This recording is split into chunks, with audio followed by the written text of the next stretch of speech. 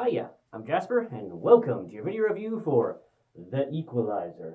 It's a movie starring Denzel Washington, Chloe Grace Moretz, and I'm probably mispronouncing this, Martin Scorza, Scoras. He's the bad guy from Triple X, the first one of the good ones, as well as the Trevor Goodrich from Eon Flux, and a couple of other bad guy things you've probably seen in some other things. So I like him. I think he's a good actor, and he plays the bad guy in this one. So, as always, I'm the good, the bad, and the furry. Just start off the furry. There isn't any. Moving on.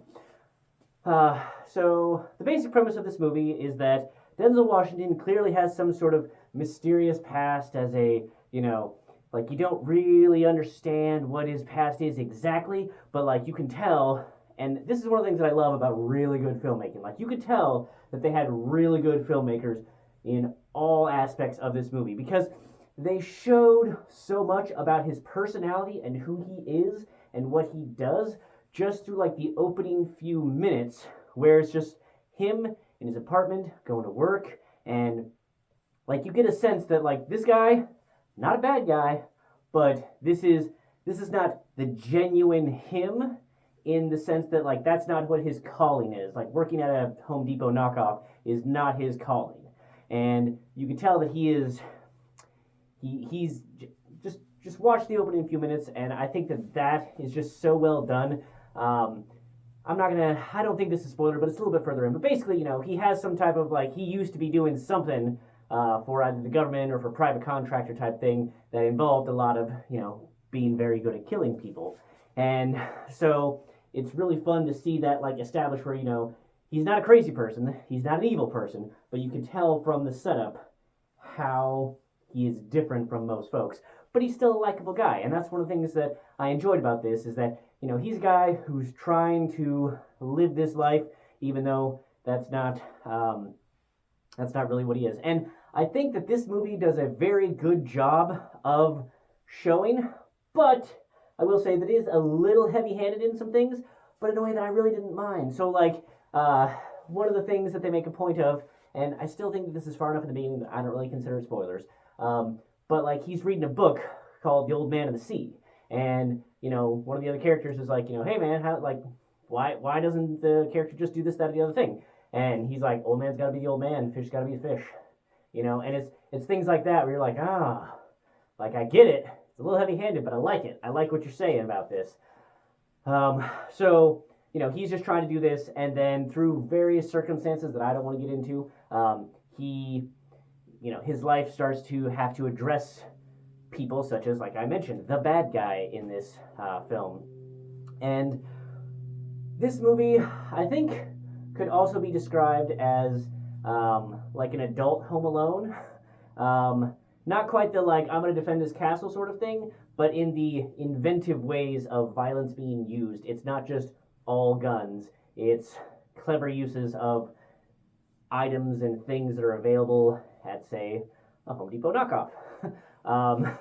So that's one of the things that I enjoyed about this movie is Denzel Washington is always a win. The dude playing the bad guy is always phenomenal. I do think that there was a couple of times where the camera was like trying to show something, and he probably had to, like, I didn't really get a couple of things until I was like looking at the trivia. I'm like, oh, okay, so that was supposed to be the thing to symbolize the whatever thing, whatever.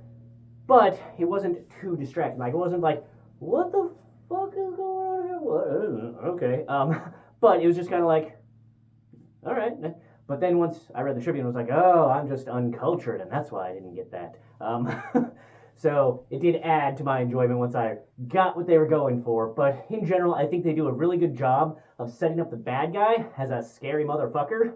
And just, they do such a good job of establishing how he's a scary motherfucker, as well as, like, the other characters around him.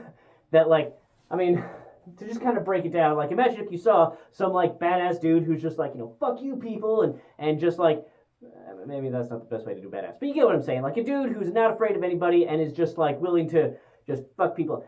And then the bad guy comes along. He's like, oh shit, like that sort of thing. They do it a much better way than I'm explaining, because I don't want to spoil how they do it. But they do establish, like, this guy is scary, and they do it really well. But Denzel Washington also, I love his attitude in this. I love the subtlety in his performance, as he is just amazing at, as always.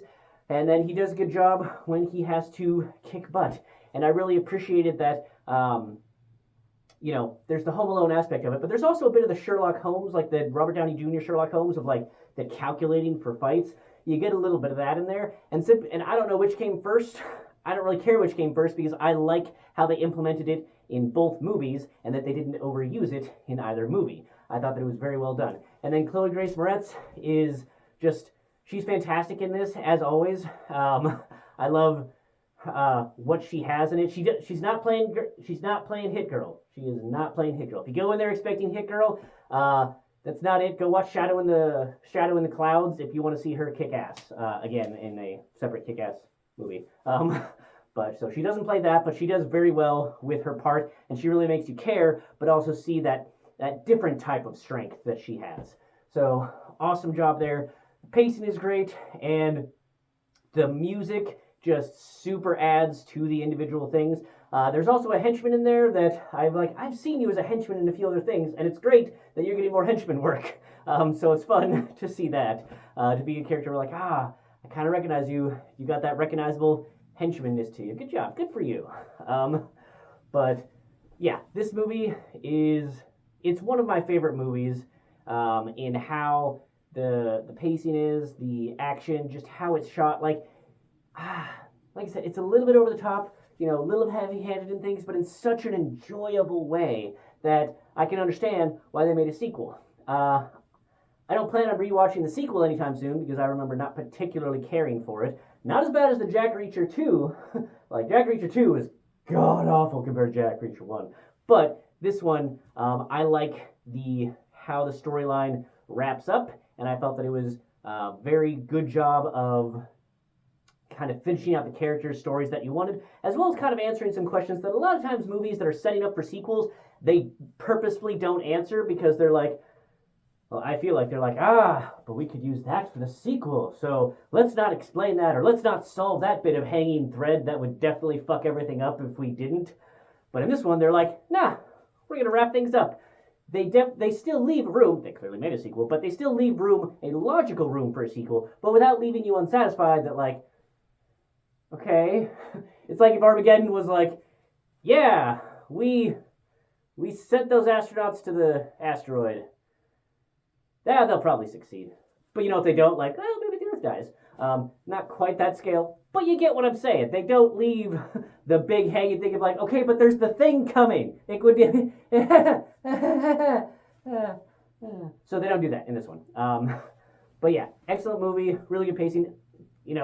As I've mentioned, there is some violence. It's not Saw level, but there's a couple little bits, but I wouldn't say that, like, it's not like you're seeing some dude's head, like, get cut down the middle, like, Mortal Kombat style or whatever. It's not that, but you do see, like, you feel a little bit of it, but I wouldn't say it's gross out or super gruesome. There's just that, people aren't all shot. There's a little bit more of, like, oh, okay, this thing is going into him. But again, you don't see, like, guts spewing everywhere, and like, the guts spewing everywhere, there's not a lot of that going on.